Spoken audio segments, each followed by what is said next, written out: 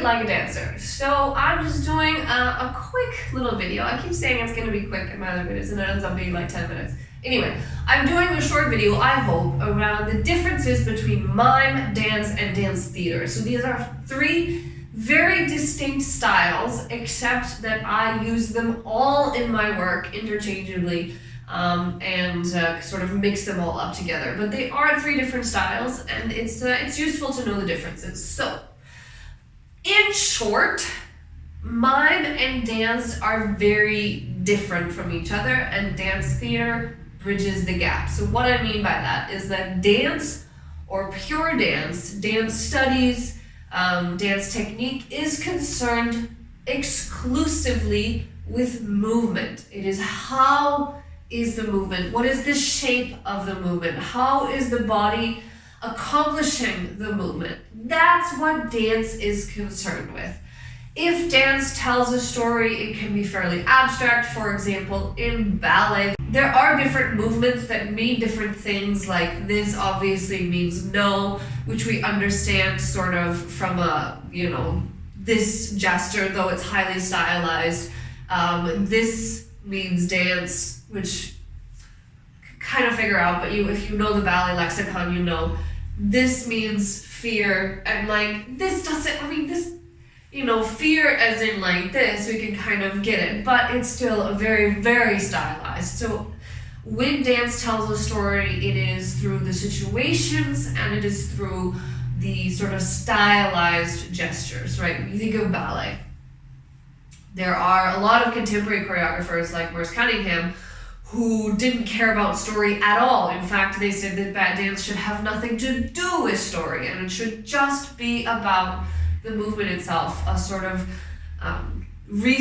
exhaustive sort of research into how the body moves and what it looks like, the shapes of it.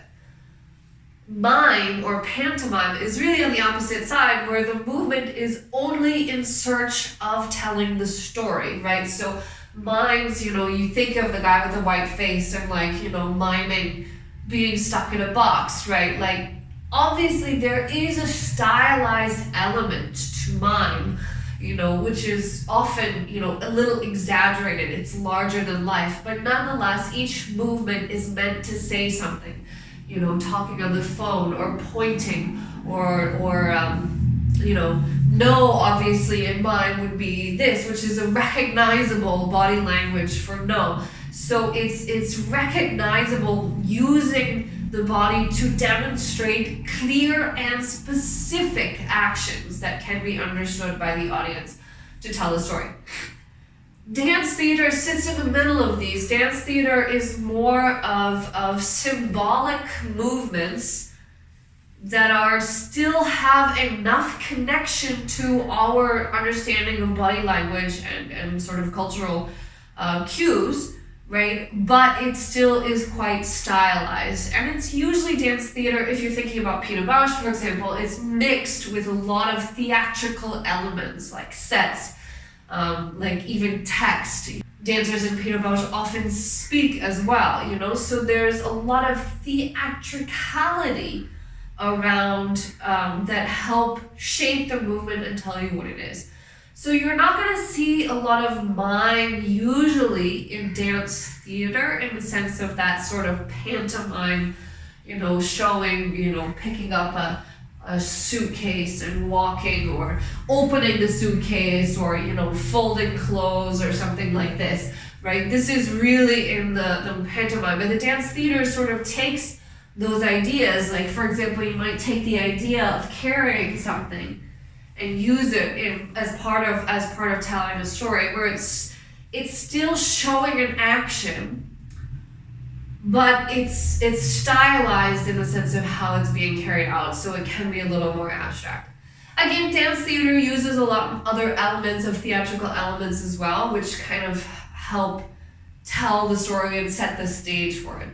In my work, I use all of them, like particularly mime I use with my character Piero, so Piero the Sad Clown, who's a very famous character in French and Italian comedy. I do my own version of him, so he does use a lot of pantomime, And generally in my work, I like to use recognizable actions that people can sort of cling on to and be like, helps them understand what the story is. But at the same time, I'm also a dancer. So, I will add développés that don't necessarily need to be there for any other reason than being stylish. But I feel like those I usually put in moments which are more, which are bigger, which are more emotional, right? I wouldn't just, I'm so sad, okay, let me do a développé, right? So it kind of has to move with the story as it's going. So that's basically it. I think that, one of the important things, and this I'll talk in a later video eventually about this, but what's important is that you kind of find your own version of how you want to deal with the movement. So you might just be interested in the movement and that's it, and that's totally fine. You might be interested in using the movement to sort of vaguely tell a story, that's totally fine. And you might be into more of the mime, to more sort of specific references that the audience can pick up on, and that's why it can be more funny, because if you know exactly what someone's talking about, then you're more likely to understand, and understanding and humor go together. So that's that. Hopefully this was short, I don't know, we'll find out. But thank you so much for watching. Do all the YouTube things, you know what they are. If you'd like to learn how to support me further in my artistic work, you can go to patreon.com/Gillian Rhodes. There's a lot of exclusive content there, essays, poems, video updates, and much more. So do check it out, and I will see you next time. Bye-bye.